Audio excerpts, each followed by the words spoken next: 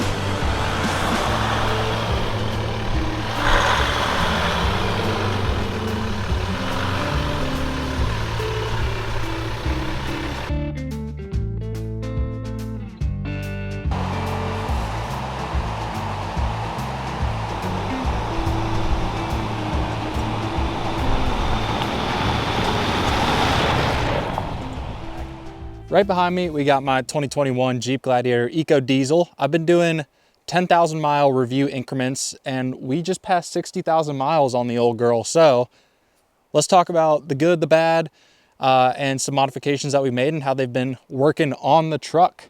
This is gonna be a bit of a shorter review. I went into a lot of depth at 50,000 miles. So we're not gonna touch on absolutely everything, but in the short time between 50 and 60,000 miles, we did have one issue that presented itself that I want to speak about, and that has to do with suspension. So after our long trip in Idaho, Murphy and I were ripping this truck through all sorts of different gravel roads, lots of potholes, and I think that we shook some things loose here, because when we got back on the highway after, we were getting some pretty nasty sway while driving. Tires were aired down a bit, so that definitely had some play in it. But I believe that we're talking ball joints, U-joints, different suspension components. They're starting to wear down here on the Jeep. So those are going to be top of mind as I approach 100,000 miles. I know that it's a Jeep, so you're going to have to replace those parts eventually. But my hope would be get those covered under warranty if they fail. But for the time being, it's still drivable. It's just if the tire pressure is low at all, and you try and go 75 miles an hour, you get some wobble in action. It's not a death wobble, just a little bit of sway, almost like your sway bar is disconnected. So a little bit awkward, but not the end of the world. As for up front here on the Jeep, I'm sure you guys can tell, but I did get rid of the KC light bar. Very sad to do so, but I had only used it 3, maybe 4 times in my lifetime of owning this truck, and I got the light bar pretty shortly after getting the truck. It's sad, but it made the most sense for me. The other change that I did make, I took the KC pod lights there that I had facing backwards on the truck, and I moved them to the front position here. So now they're acting as 2 forward-facing spotlights. Super stoked about those. They look great, super easy to wire, and very happy to still have some KC representation on the truck, because I do love that brand. I will die by my KC lights, and I wish those guys all the best, but it just didn't make sense to have that light bar on my vehicle sitting there doing nothing when somebody else could use it and truly appreciate it. As for the Anthem wheels, I have decapped them. So they now have that rugged look. They're not sitting, with their cap cover on there that has the Anthem logo, but I think it's a little more of an aggressive off-road look. I like how it's styled, and I think it suits the rig very well. We're also still rolling with the Open Country MTs. They have, I think, 30 seconds of tread left, which is still very solid. Probably will get about another maybe year out of those. Probably not, but we'll see what we can squeeze out of them. Overall, still very happy with the tire though. The only way that they disappoint is on ice. So if you're trying to do some icy weather driving, any MT is not going to be your tire, but these ones especially, a little bit sketchy driving on ice. Haven't had to bust out the winch too much. It's still doing its thing, still runs. I spool it every so often, and power is still good to the winch, so no complaints there. Under the hood, haven't had any spectacular issues or anything. Diesel's still chugging along. I'm getting approximately 21 miles to the gallon right now, and everybody always comments like, oh, you should be getting way more. I'm running 37s, getting 25. I got a lead foot. What can I say? I drive fast. I like to hear this thing spool up, so I accept my 21 miles to the gallon. Pretty good fuel capacity for the truck. I get about 400 miles to a tank, so not too mad about that. Although we did add on the beautiful new jerry can. So we got the Rotopack system on the back there. As you guys can see, one is diesel, one is gasoline, and one is water. I do have 2 waters though, in case I need to switch out the gasoline one.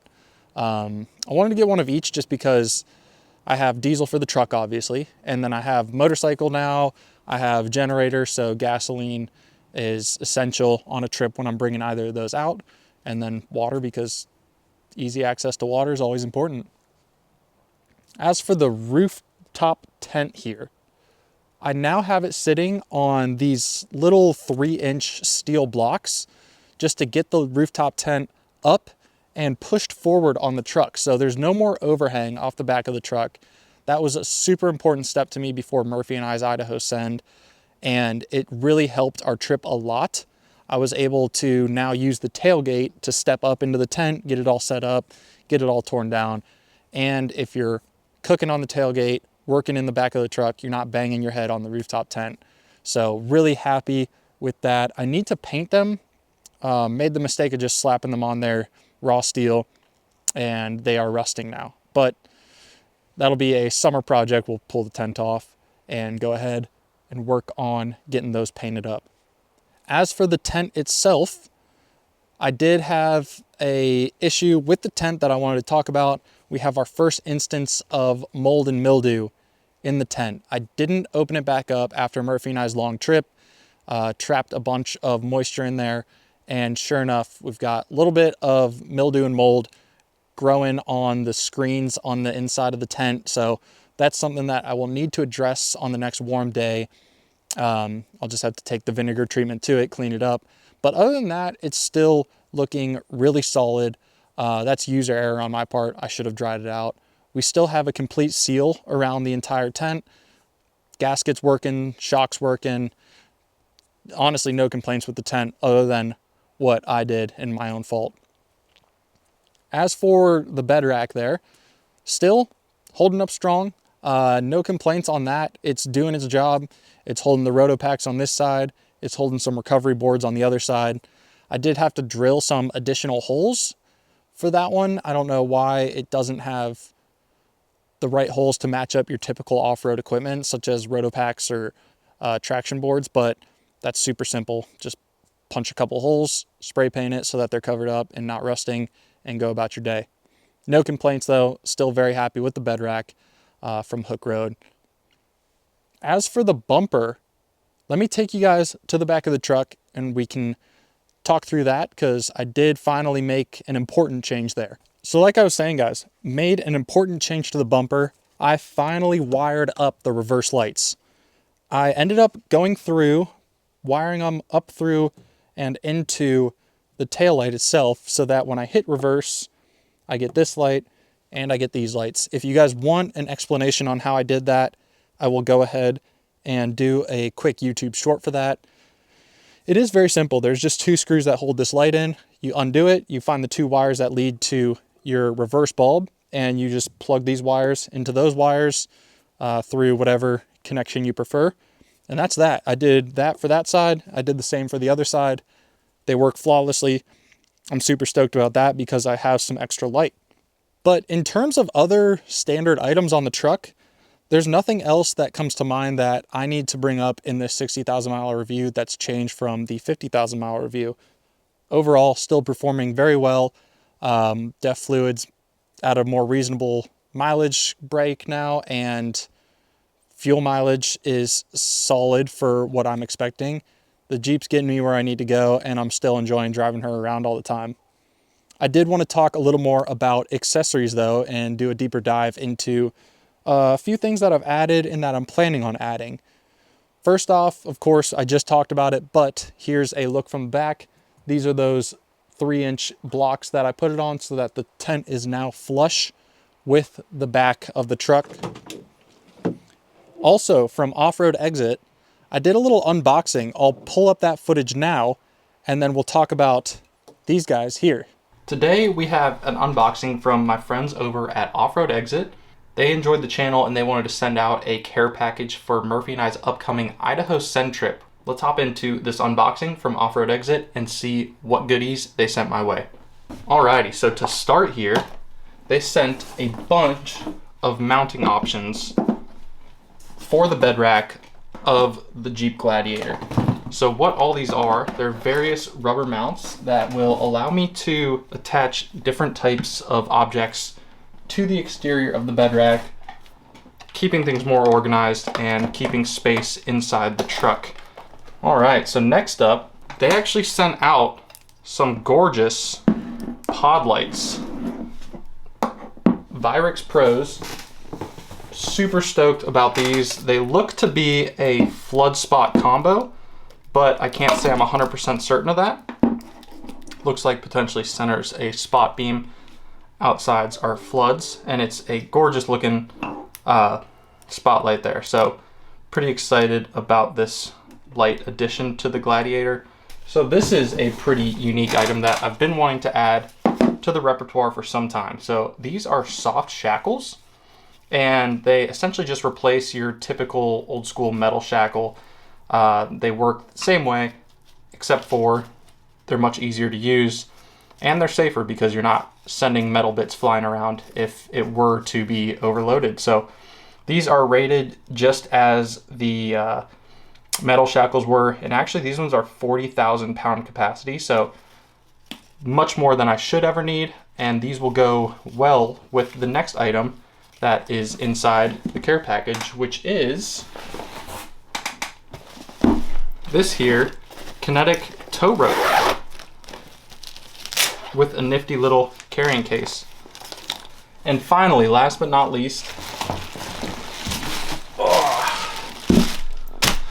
we've got the big daddy of all tow ropes. So this is honestly too big for anything that I'm gonna need, but I have it now. So if I were to, have locally see a tree down or something, I could definitely just strap this rope up to it and drag it out and have zero concerns about this rope ever breaking. So yeah, super appreciative of Off-Road Exit for sending me out a little gear package. Very excited about getting these lights on. And if you guys notice, there's actually a couple brackets here. These two lights are going to sit as reverse floodlights for the back of the truck. So the backup lights are fine.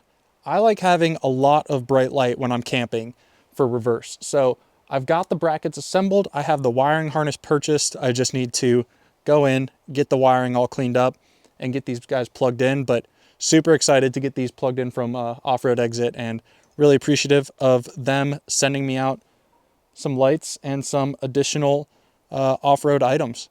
I did have one other company send me out a really cool item that I was super excited about getting, and that is some new floor mats. So my stock floor mats have been essentially destroyed from years of mud and sand and dirt and grime, and they reached out from Lasfit Off-Road and sent me out a new set of floor mats. So let's hop into the unbox there, and then I'll show you guys what they look like inside. A little unboxing to do real quick. A liner set from Lasfit. So this is pretty sweet. I have the stock liners in right now. This should be a large improvement over stock, and it should keep the Jeep cleaner and just give it a more off-roady look, because these liners are definitely going to look better than the ones I have in here. So let's dive in real quick, unbox it, and then throw it in the truck. So this is a set of 3 liners, one for the driver's side, one for the passenger side, and then one for the rear of the vehicle, which is the continuous long set. Alrighty. Oh, these are sweet. Okay, cool. So this is, looks like it'll be our driver's side. Very cool, very simple. I never liked the red that was on the stock ones that came with my Gladiator. And these have this cool tire tread pattern on it. Should be a sweet addition. And then this is the one for the rear. So instead of coming in 2 pieces like the stock set does, this one comes in 1 piece, and this will just form down once you get it stretched out. Out with the old, in with the new.